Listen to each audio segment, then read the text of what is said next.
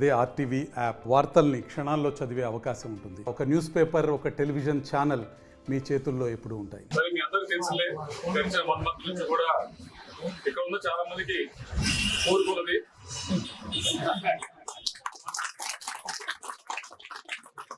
అయితే అది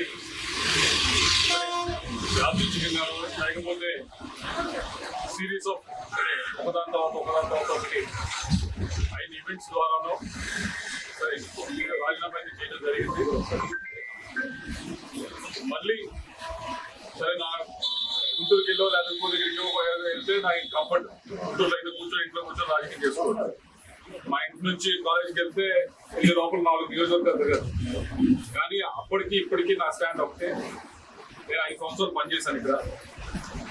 చాలా డెవలప్మెంట్ యాక్టివిటీస్ తీసుకొచ్చినప్పుడు మనం ఏమైనా తప్పు చేస్తే, మనం ఏమన్నా కరప్షన్ చేస్తేనో, మనం ఏమైనా ఇబ్బంది పెడితేనో, కేసులు పెడితేనో, ఫోన్ చేస్తానో మన ఇక్కడ నుంచి వెళ్ళాలి. అటువంటి ఏం చేయనప్పుడు మన వల్ల సంవత్సరం ఏంటనేది నా స్టాండ్. అందుకే ఇక్కడే గవర్నమెంట్ మీద పోటీ చేయాలని నేను భావిస్తూ ఉన్నాను. ఇక్కడే పోటీ చేసి దానికి అన్ని విధాలుగా ప్రయత్నిస్తూ ఉన్నాను. మీరు మీ వైపు నుంచి లాస్ట్ టైం కూడా సహకరించారు. ఎవరి పరిధిలో వాళ్ళు సహకరించారు. బయటకు వచ్చి కొంతమంది చేశారు, కొంతమంది కామై సహకరించారు. ఈసారి మాత్రం మీరు మేధేసుకొని మరి చెయ్యాలని చెప్పి మిమ్మల్ని అందరూ కోరుతూ ఉన్నాను. మేధేసుకొని చేయడం అంటే కేవలం మీరు ఒక్కరు చేస్తేనో, మీ కుటుంబంతో ఓట్లు వేస్తేనో ఈసారి జరిగిపోయే ఎలక్షన్ కాదు.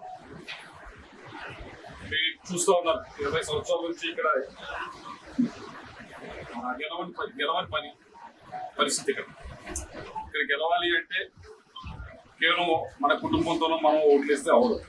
మీ వైపు నుంచి మీరు ఊర్లో ఉన్న వారితో మరింత మంది దగ్గరికి వెళ్ళి మనం ఎలా దగ్గర తీసుకోవాలనే దాని మీద కొద్దిగా ఆలోచిస్తే, మీ వైపు నుంచి ఇది చేస్తే బాగుంటుందని చెప్పి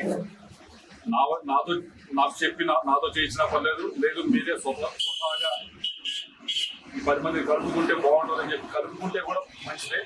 కానీ కేవలం ఏ వర్గమో ఏ ఒక్క కులమో చేస్తే నేను ఎప్పుడు నమ్ముతాను, ఎప్పుడు ఎలక్షన్ గెలవం. అలాగే ఏ వర్గమో ఏ ఒక్క కులంలో పోగొట్టుకుని ఎలక్షన్ గెలవం. ఒకదాంతో గెలవం, ఒకరు పోగొట్టుకున్నా గెలవం. అందరూ కలిస్తేనే, అందరినీ కలుపుకుంటేనే, దగ్గర తీసుకుంటేనే గెలుస్తాం ఎలక్షన్. సరే, మీ అందరూ అనుకోవచ్చు కుర్రాడు నేను ఇప్పుడు 30 సంవత్సరాలు 40 సంవత్సరాలు ఉన్నాము చెప్తా ఉన్నాడు అండి. సరే, మీ అందరూ చాలా పొలిటికల్ గా తెలుసుకున్నవారు. అయినా ఈరోజు మారుతున్న పొలిటికల్ డైనమిక్స్ మీరు అంతా చూస్తూ ఉన్నారు, ఏ విధంగా పాలిటిక్స్ అనేది మారుతా ఉన్నాయని. మారుతున్న తరుణంలో ఇదివరకు ఊర్లో మీకు తెలుసు, ఊరికి వెళ్తే ఒక్కరితో మాట్లాడితే సరిపోయింది. లేకపోతే మరొక వర్గం ఉంటే ఆ వర్గం నాయకులు ఉండేవారు, 2 వర్గాలు ఉండేవారు. ఆ 2 వర్గాల నాయకులతో మాట్లాడేసారు. ఈరోజు అలా మాట్లాడే సరిపోతున్నారు.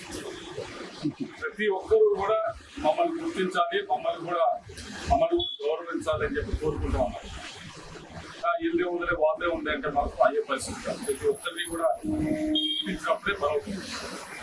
దేశాభివృద్ధిలో ప్రగతి పథంపై పరుగులు పెట్టిస్తూ విశ్వంలో దేశాన్ని అగ్రగామిగా నిలిపేందుకు అనుక్షణం పరితపిస్తూ 5 శతాబ్దాల మన అయోధ్య రామ మందిరం కల సాకారం చేసిన శ్రీ ప్రధాని నరేంద్ర మోదీ గారి సందేశంతో బీజేపీ విజయ సంకల్ప సభ మీ ముందుకు వస్తుంది. ఫిబ్రవరి 20 మంగళవారం ఉదయం 11 గంటలకి భైంసా, తాండూర్, భువనగిరి, మక్తల్ నుండి యాత్రలు ప్రారంభం.